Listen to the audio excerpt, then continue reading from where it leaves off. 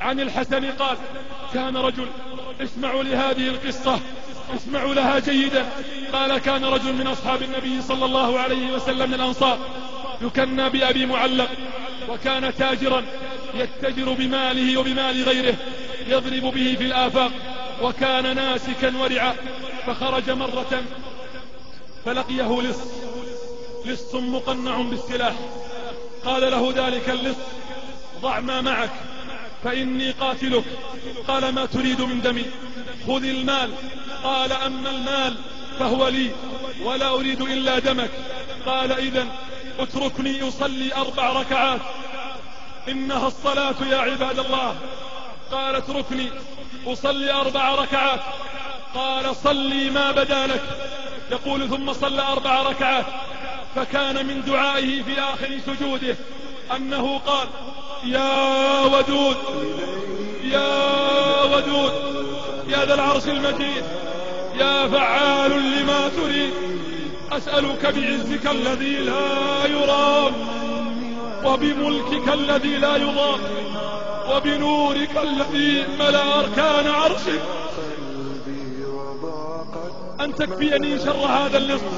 يا مغيث أغثني، يا مغيث أغثني، يا مغيث أغثني.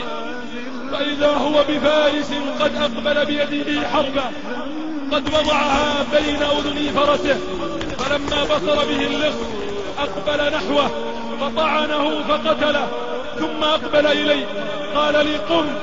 فيقول: قمت. فقلت: من أنت بأبي وأمي؟ فقد أغاثني الله بك اليوم. فقال: أنا ملك من أهل السماء الرابعة. يقول: أنا ملك من أهل السماء الرابعة، دعوت بدعائك الأول وسمعت لأبواب السماء قعقعة. لا إله إلا الله.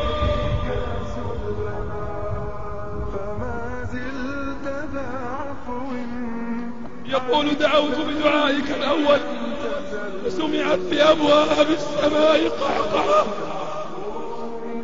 ثم دعوت بدعائك الثاني وسمعت لأهل السماء ضجة، ثم دعوت بدعائك الثالث فقيل لي: دعاء مكروه، فسألت الله أن يوليني قتله. اسمعوا يا أهل الحاجات، اسمع يا مكروب، اسمع يا مهموم، اسمع يا مظلوم. قال الحسن: فمن توضأ وصلى 4 ركعات ودعا بهذا الدعاء استجيب له، مكروبا كان أو غير مكروب. سبحان من إذا دعاه الغريق نجاه، ومن إذا دعاه الغائب رده، وإذا دعاه المبتلى عافاه، وإذا دعاه المظلوم نصره، وإذا دعاه الضال هداه، والمريض إذا دعاه شفاه، والمكروب إذا دعاه فرج عنه ما أتاه.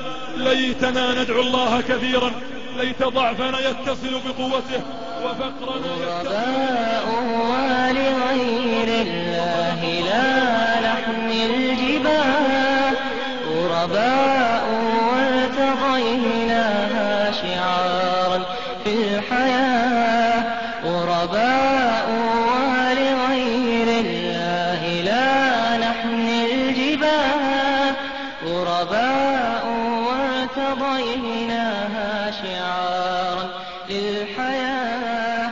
إن تسل عنا فإنا لا نبالي بالطغاة، نحن جند الله.